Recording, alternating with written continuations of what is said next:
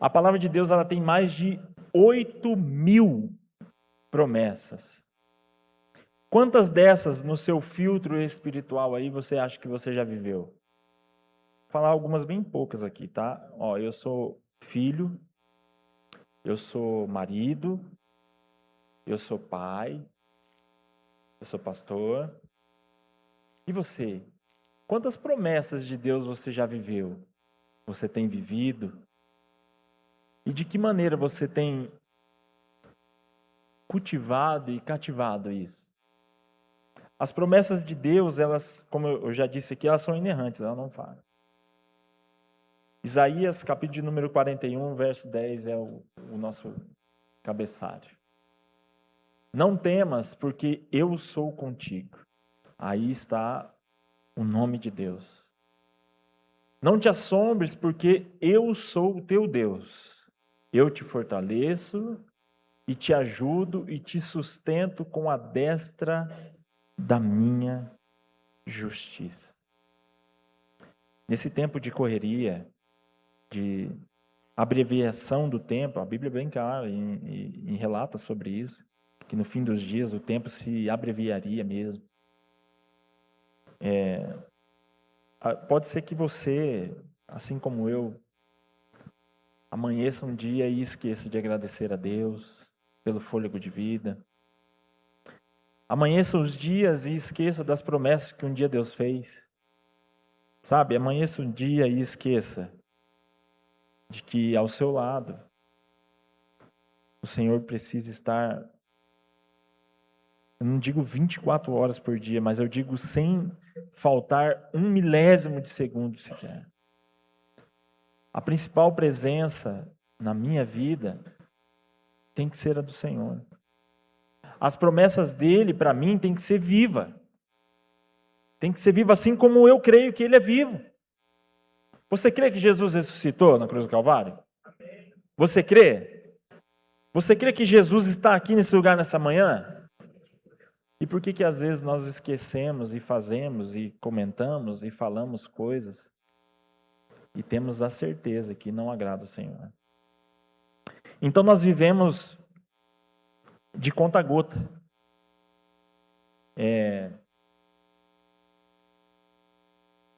Para mim tá bom. O culto de domingo para mim tá bom. Eu venho aqui, me abasteço e durante a semana, na hora que chega ali na quarta-feira, eu até sei que tem um culto aqui, uma reunião de busca ao Senhor, de oração, que leva 1 hora. É menos do que o Jogo do Brasil. Leva 1 hora, das 8 às 9. Mas eu prefiro deitar sobre o meu cansaço do cotidiano, eu prefiro sentar no meu sofá e assistir qualquer coisa que seja, eu prefiro não fazer nada do que buscar a presença de Deus, porque assim, eu prefiro viver de conta-gotas. Eu prefiro viver do que eu me alimentei no domingo passado e eu não preciso durante a semana fazer um devocional, buscar a face de Deus, ler da sua palavra, ouvir bons hinos que elevam o nome do Senhor. Nós precisamos parar de viver de conta-gotas. O Deus a qual eu sirvo e você serve, escolheu essa manhã para falar ao meu e ao seu coração, que é desejo dele derramar sobre nós a totalidade das promessas que ele tem para nós. E para nós entendermos isso, o primeiro passo é sair do nosso comodismo espiritual. Como eu disse, aí no seu filtro espiritual, faça aí uma reflexão bem breve. Você tem vivido realmente tudo aquilo que o Senhor tem para você? Você tem buscado viver realmente tudo aquilo que o Senhor tem para você? Você tem buscado viver o extraordinário de Deus? Nesse dicionário ao qual eu disse, que é a palavra de Deus, que existem mais de 8.000 promessas, existe um caminho a ser trilhado para você achar aquilo que procura, para você alcançar aquilo que almeja. O básico vem da parte de Deus. Sempre vem da parte de Deus o básico. Mas ainda assim depende de nós viver o extraordinário. Nós vamos entender através da palavra. Filipenses, capítulo de número 4, verso de número 19, diz assim: O meu Deus, porém, segundo as suas riquezas, suprirá todas as vossas necessidades em glória por Cristo Jesus. Eu não passo por nenhum tipo de dificuldade. Eu não passo por nenhum tipo de turbulência. Você consegue dizer, alguém que consegue levantar a mão e falar assim, ó, eu não passo. Eu nunca passei. Eu não tenho. Que daí nós vamos descobrir realmente que essa teoria que o povo está falando, que existe alienígenas, está acontecendo. Está acontecendo. Porque eu não conheço ninguém que não tenha um problema. Eu não conheço nenhum casamento que não tenha distúrbios. Até porque fazer as pazes é maravilhoso. Desculpa você que é solteiro, ainda não existe isso. Meu querido, minha irmã, meu irmão, o próprio Jesus disse, ó, no mundo, vocês vão ter aflições, vão passar por dificuldades, mas tem de bom ânimo, por quê? Eu venci. E lá não está escrito, e você também venceu. Não, não. Muita gente fala, né? Porque eu venci, você também vai vencer. Peraí. Eu estou acrescentares de Adriel aí? É isso? Não. Porque eu venci.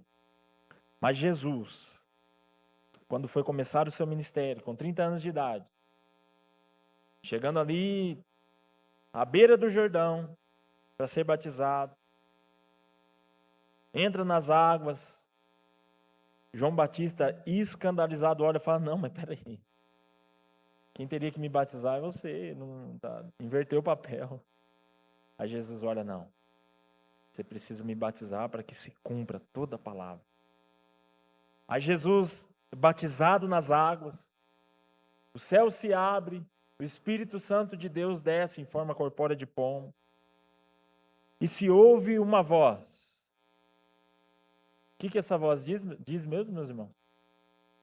Este é o meu filho amado, em quem me comprazo. Não foi isso que Deus falou? Esse é meu filho amado, ao qual eu tenho muito prazer. Aí dali, o Espírito conduz, ó, acabou de descer de pomba, já vai arrumar um problema, né? Conduz ele para o deserto para ser tentado. É dali. Conduz Jesus ao deserto, e Jesus está ali, e assim, a Bíblia fala que ele foi tentado em tudo e em todas as coisas. Mas relata algumas para nós, não é isso? Então Jesus tem fome. Isso quer dizer que sede ele não tinha, estava tomando água pelo menos. Jesus tem fome. Aí o diabo, o inimigo das nossas almas, chega ali nele e fala assim, ó, você não está com fome? Transforma essas pedras em pães. Você não é o Filho de Deus? O que Jesus responde? Essa passagem é muito conhecida. O que Jesus responde? Pode falar mais alto. Mas de toda palavra que procede da boca de Deus. Da onde Jesus estava vindo? Vocês lembram? Do batismo, não foi? O que aconteceu no batismo? O céu se abre e Deus fala, este é o meu filho amado, em quem eu tenho muito prazer. Então, nem só de pão viverá o homem, mas do filho amado, em quem o Pai tem muito prazer. Se nós vivermos em Cristo,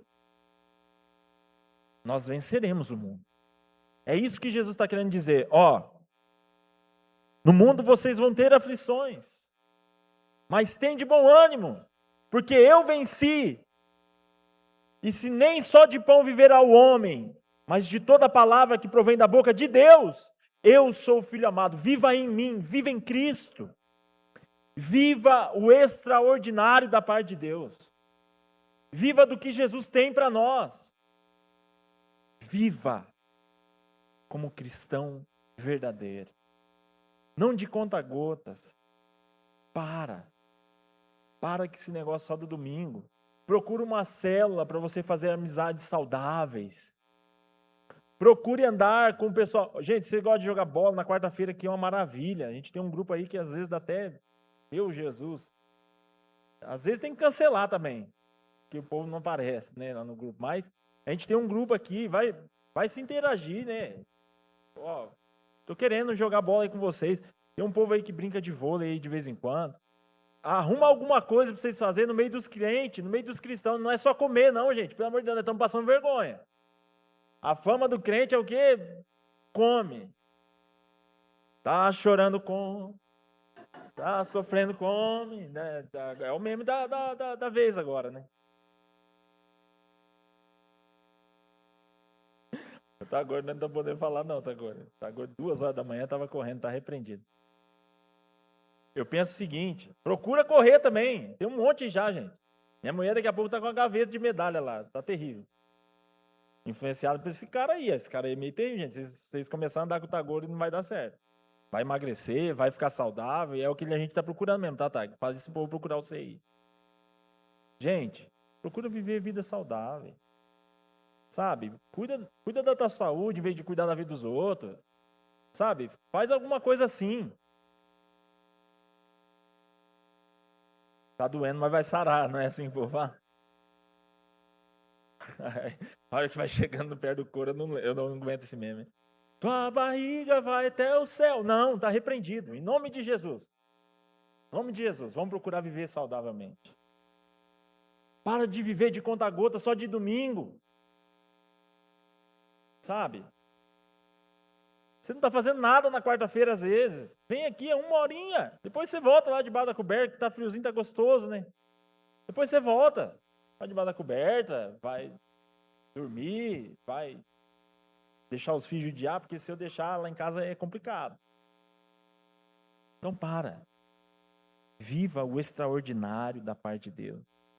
Viva a totalidade das promessas. Ainda dentro do básico, o Senhor jamais vai deixar faltar. Mateus capítulo de número 6. Olha lá, a partir do verso 25. Por isso vos digo, não andeis ansiosos quanto à vossa vida, pelo que haveis de comer, ou pelo que haveis de beber, nem quanto ao vosso corpo, que haveis de vestir. Não é a vida mais do que o mantimento? E o corpo mais do que o vestuário? Ó, tá falando de saúde aí. Eu tô mentindo ou não? Hã? Tá falando de vida saudável. O corpo não é mais importante do que a veste? Olhai para as aves do céu, que nem semeiam, nem cegam, nem ajuntam em celeiros, e o vosso Pai Celestial as alimenta. Não tem de vós muito mais valor do que elas? Pode continuar aí, Filipão. Pois se Deus assim veste a erva do campo, que hoje existe e amanhã lançada no fogo, não vos vestirá muito mais a vós, homens de pequena fé. Não andeis, pois, inquietos, dizendo o que comeremos, o que beberemos, ou o que nos vestiremos, porque todas essas coisas os gentios procuram, de certo vosso Pai Celestial bem sabe o que necessitais de todas essas coisas. Mas buscai primeiro o reino de Deus e a sua justiça, e todas essas coisas vos serão acrescentadas. Não vos inquieteis, pois, pelo dia de amanhã, porque o dia de amanhã cuidará de si mesmo. Basta a cada dia o seu mal. É promessa de Deus não faltar o básico. Se a gente deixar a nossa ansiedade de lado, se a gente se preocupar menos com outras coisas e mais com coisas que são prioridade.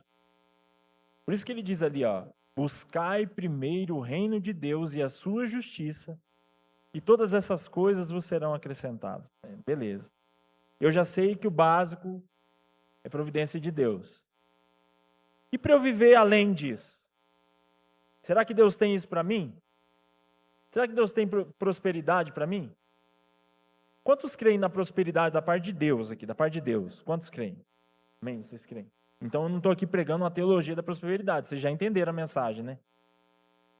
Existe um dicionário com mais de 8.000 promessas que foram feitas por aquele que não falha. Vocês concordam comigo? Então nós vamos entrar nesse mérito. O básico nós já entendemos que vem da parte de Deus. O Senhor não vai deixar faltar comida, bebida, veste, não vai deixar faltar. O pastor esses dias mostrou o vídeo aqui do lírio dos campos, vocês viram lá? Nem Salomão, sua maior sabedoria, se vestiu como os lírios dos campos. E foi Deus quem vestiu. Então beleza, já entendemos que o básico vem do Senhor. Essa única promessa básica se constitui na parte de Deus, bebida, roupa, pé. Mas existe uma outra parte da promessa. Porém essa depende de nós mesmos. Como assim? Sonhar para viver e se imaginar vivendo. Mas que loucura é essa?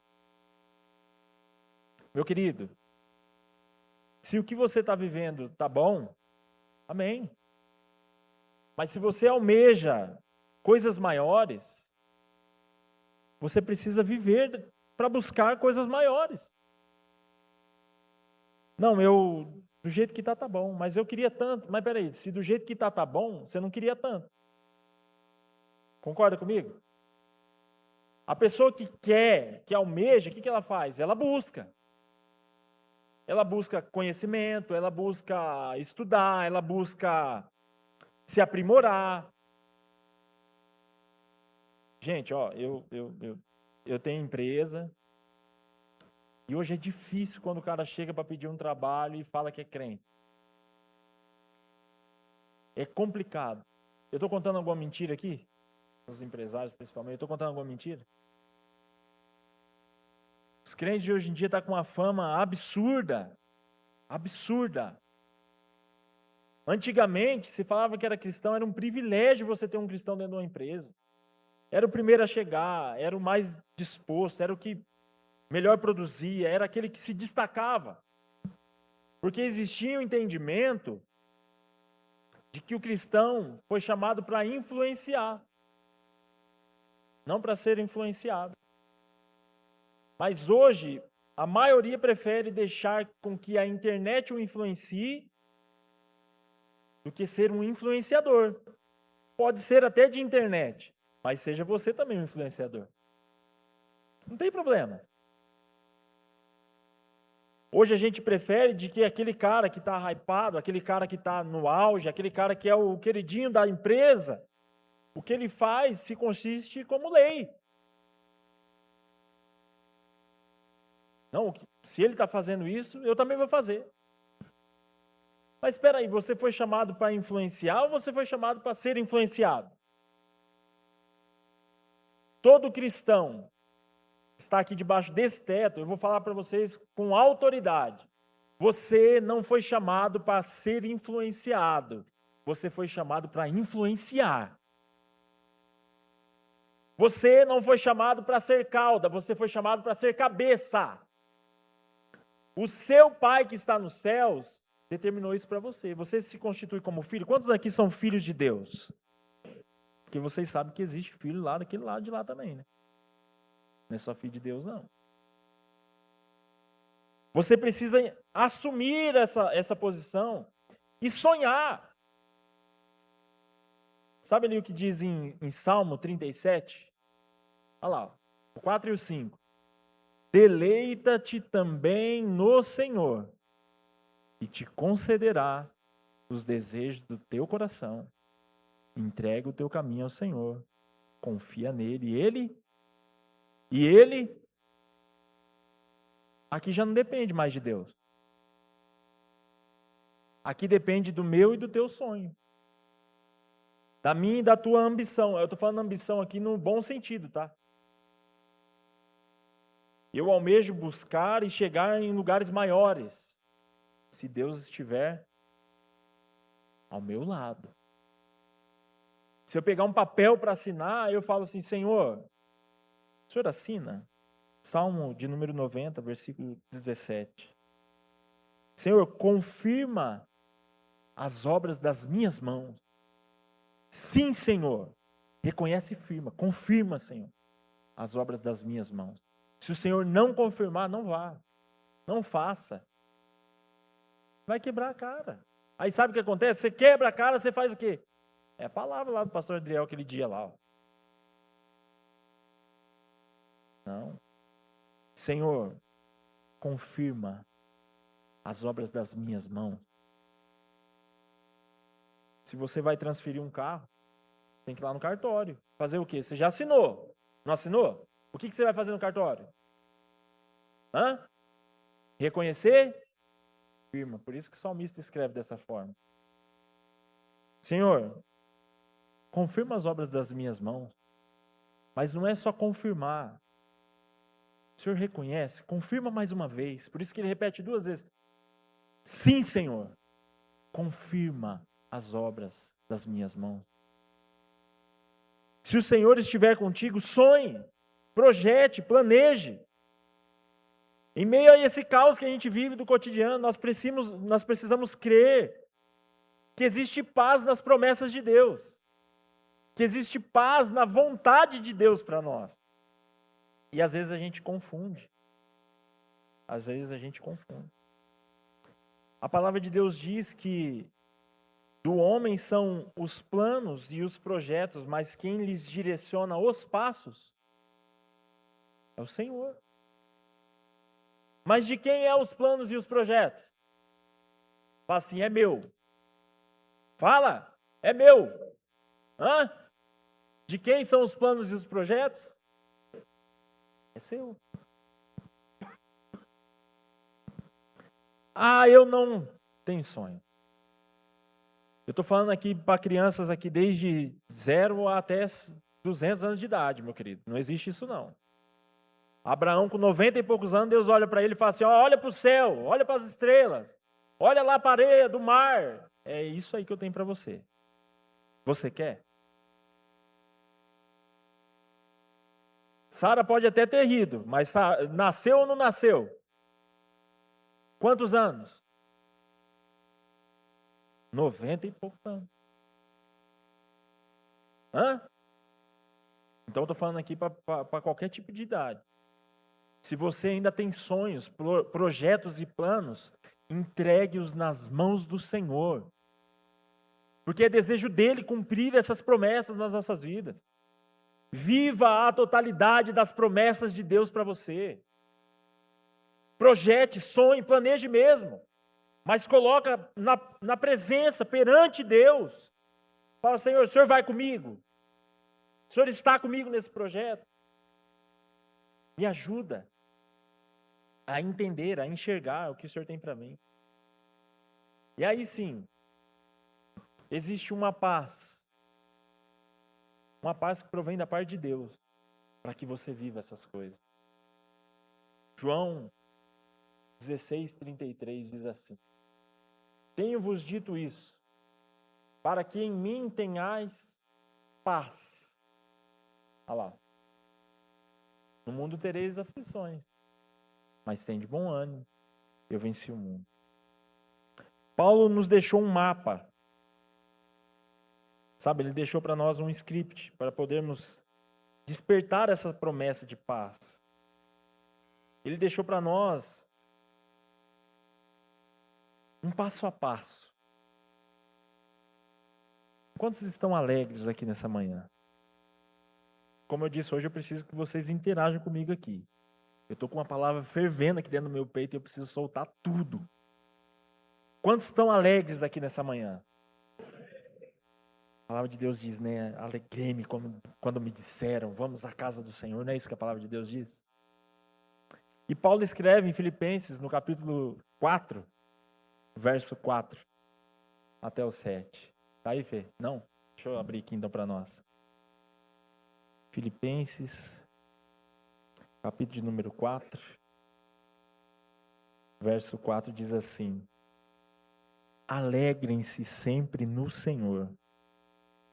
Olha aqui de novo.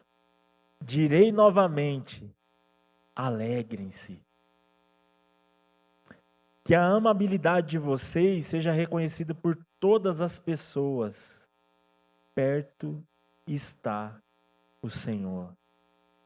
Não andeis ansiosos por coisa alguma, mas em tudo, por meio da oração e da súplica, com ação de graças, apresentem os seus pedidos a Deus.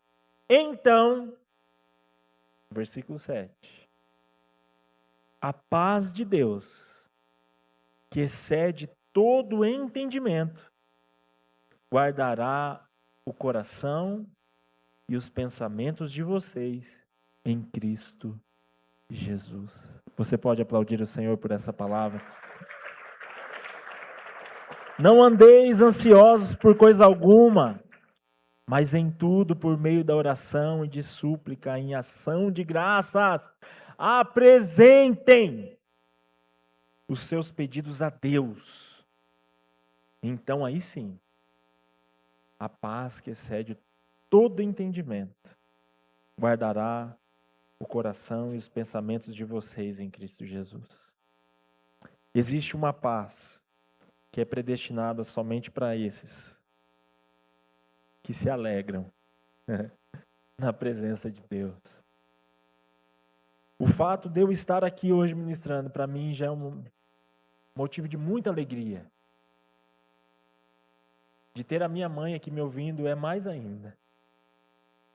Eu sei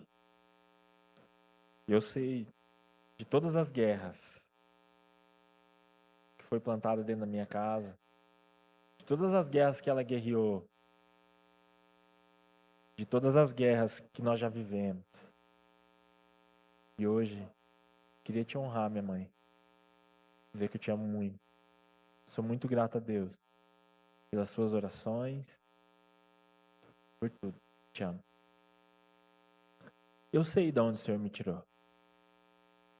Você sabe de onde o Senhor te tirou? Hã? Você sabe?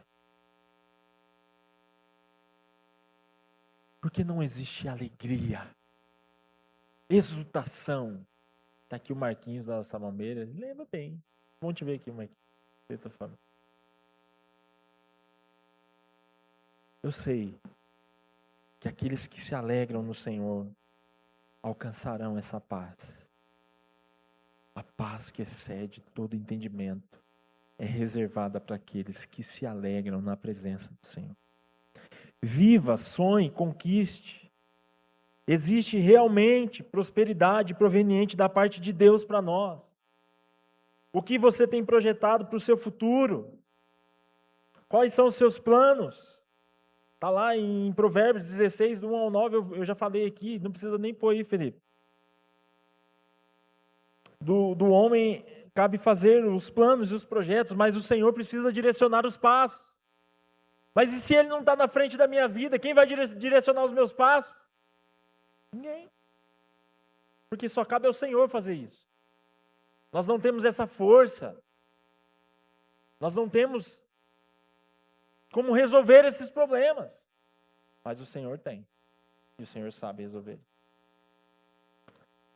E Ele tem muito mais reservado para nós. Jeremias, no capítulo 29, verso 11. Tá aí, Fê? Jeremias 29, 11 diz assim a palavra de Deus. Aí, Felipe. Tá achando ali? Diz que tá. Hã? Travou? Vou ler aqui então, vamos lá. Jeremias 29, 11. O contexto aqui só para vocês entenderem. O Senhor estava fazendo promessas a Israel, eles estavam no cativeiro babilônico. E ele fecha esse ciclo nesse versículo de número 11.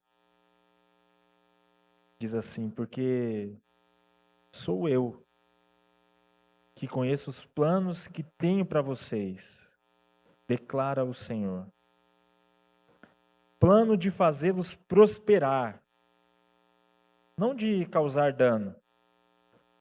Planos de dar a vocês esperança e um futuro.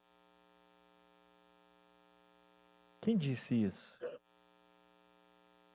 O próprio Deus. O próprio Deus que disse. Porque sou eu que conheço os planos que tenho para vocês, declara o Senhor. Plano de fazê-los prosperar, mas a teologia da prosperidade, não, filho, nós estamos falando de Bíblia, tá? Estamos falando de Bíblia. Plano de fazê-los prosperar, não de causar dano. Planos de dar a vocês esperança e um futuro. A gente entende que no decorrer dos anos, muitas igrejas tomaram esse caminho em relação à teologia mesmo da prosperidade, né, de só se pregar sobre isso, não prega mais sobre céu nem sobre inferno, não se prega mais sobre a volta de Cristo. Mas hoje, nessa manhã, o que nós estamos falando e comentando aqui é sobre prosperidade bíblica, sobre a palavra de Deus. A palavra de Deus diz que Daniel, mesmo lá no cativeiro babilônico, ele foi livrado lá das covas dos leões, da cova dos leões. E no fim da carreira de Daniel, a palavra de Deus diz o quê? Que Deus prosperou Daniel. Davi, o que falar do rei Davi? Homem assim como eu e você, sujeito a vários erros. Vários erros. Ainda assim, quando Samuel ouviu a voz de Deus falando, eu encontrei um, segundo o meu coração. Se Deus precisasse hoje escolher um, segundo o coração dele, será que ele encontraria aqui dentro desse templo nessa manhã? Samuel, eu escolhi um. Aí Samuel chega, está lá os mais pomposos, de armadura, os mais fortões, os mais bonitões. Nós não ia ter vez lá. Passa por todos e fala assim, ó, não é esse, tem mais alguém? Ah, tem um, bastardo. Provavelmente um filho fora do casamento. Baixinho, ruivo. Vai chamar ele.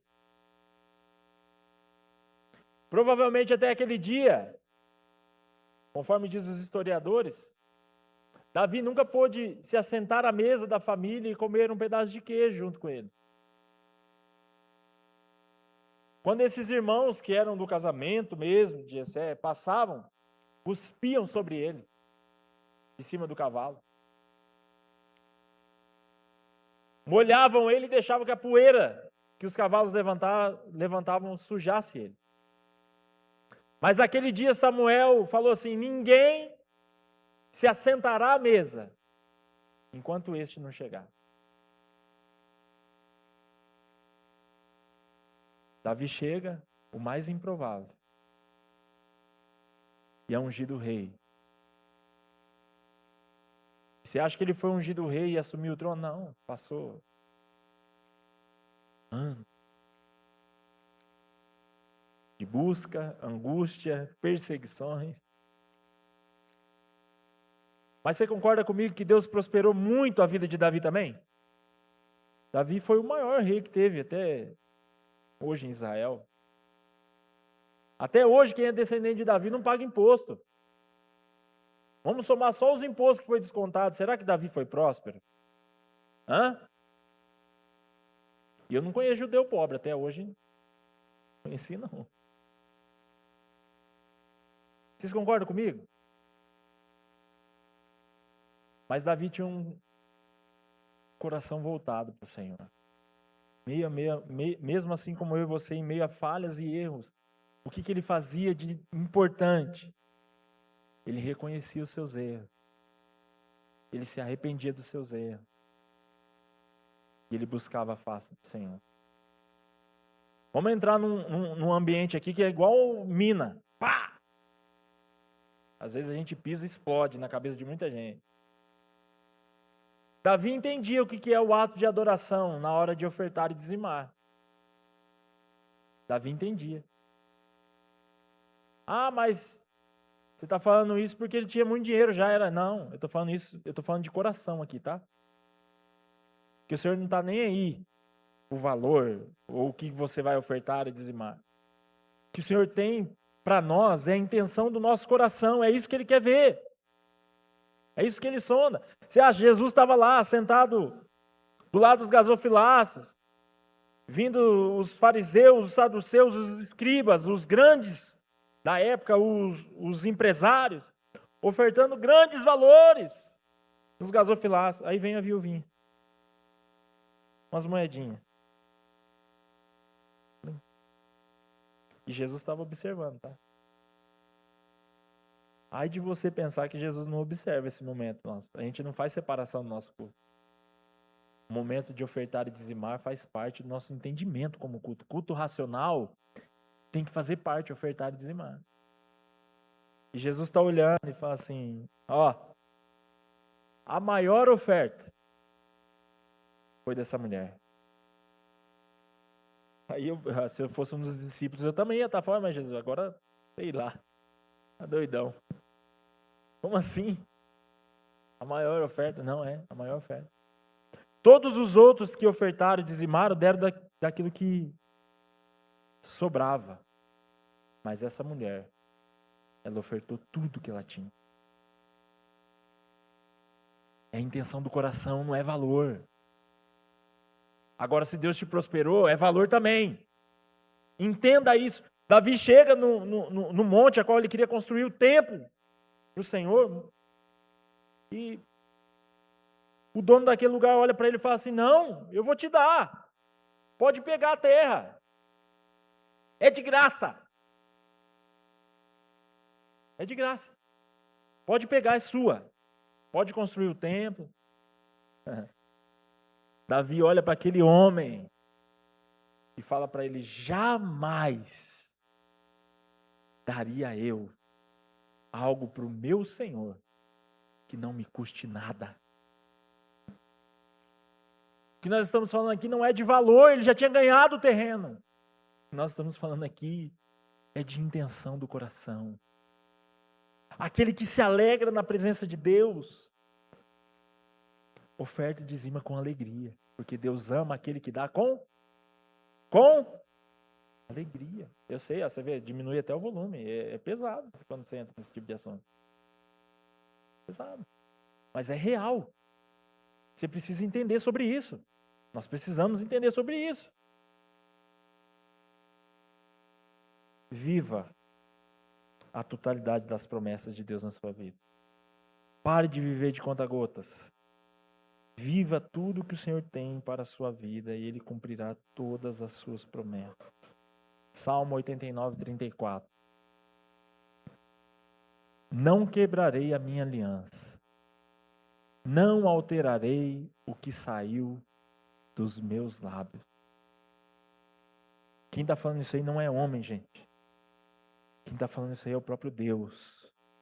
Comece a acreditar verdadeiramente nas promessas de Deus para a sua vida. Entenda que quem prometeu não foi homem. O homem pode frustrar, o homem pode desanimar, o homem pode não ser espelho daquilo que você esperava. Mas existe um Deus no céu que cumpre todas as suas promessas na minha e na sua vida.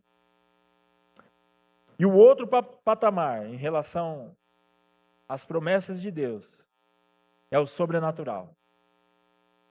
Aí o sobrenatural são para aqueles que já alcançaram intimidade com Deus, aqueles que almejam intimidade com Deus, aqueles que buscam estar na presença de Deus. Esses vivem o extraordinário da parte de Deus.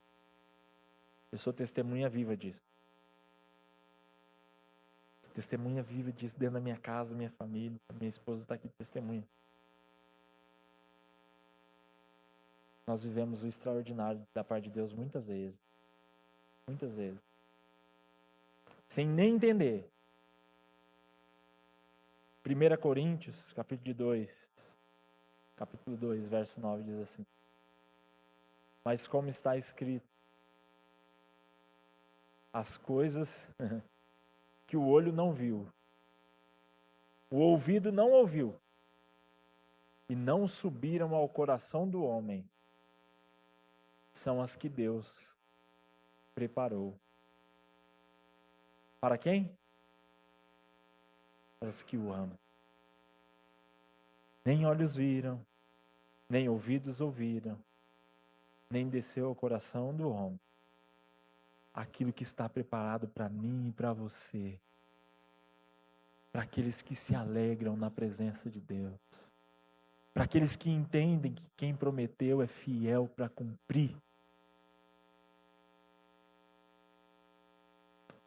Quero convidar já o Ministério do Louvor, pode subir aqui. Essa palavra precisa ser viva nos nossos corações. Os tempos vão se abreviar mesmo. Vai passar rápido. Jesus está às portas. O que o Senhor tem preparado para mim e para você? Para o meu e para o seu coração? Você entende que nós somos totalmente dependentes do Senhor? Mas você também entende o quanto é difícil entregar as rédeas, o controle das nossas vidas nas mãos dele? Exige muita coisa da gente. Exige renúncias. Exige seletividade. Não é porque eu sou uma pessoa seleta, é porque eu escolhi andar na contramão do que o mundo anda. Eu escolhi viver o que Deus tem para mim. Eu escolhi viver o contrário do que os outros pensam, falam, buscam, agem. Eu escolhi isso para mim. Agora, se você também escolheu, viva intensamente. Sabe? Mergulhe naquilo que o Senhor tem de promessa para você. Seja fiel. A palavra de Deus diz assim que se acaso Ele não vos abrir as janelas do céu, aí você pode fazer prova com Deus. Mas é se, porque se Ele estiver abrindo, não faça prova com Deus.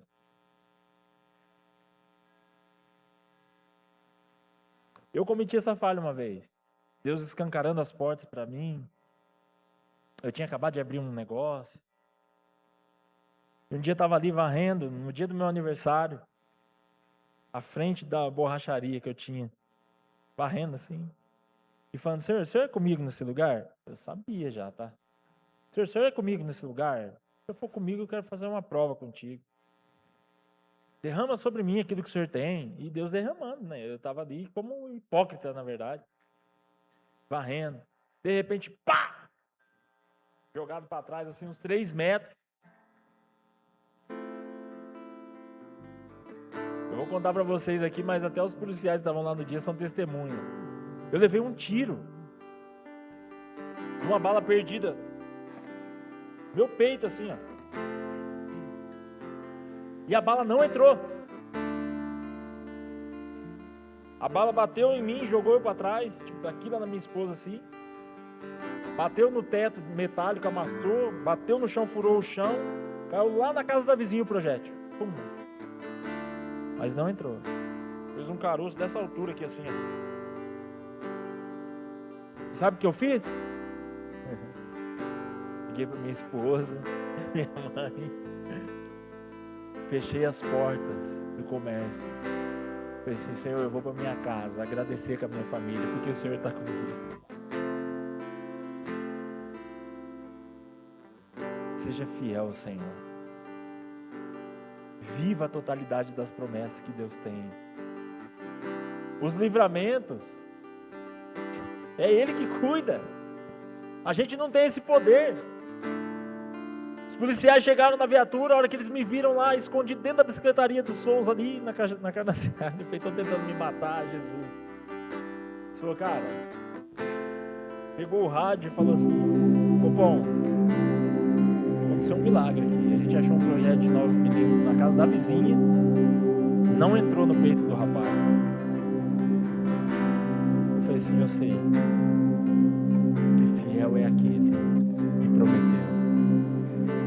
Fiel é aquele que prometeu. Creia, o Senhor é fiel. Quero te convidar já a se colocar em pé. Encerrando aqui, falando sobre essas promessas, existe uma, a mais importante delas.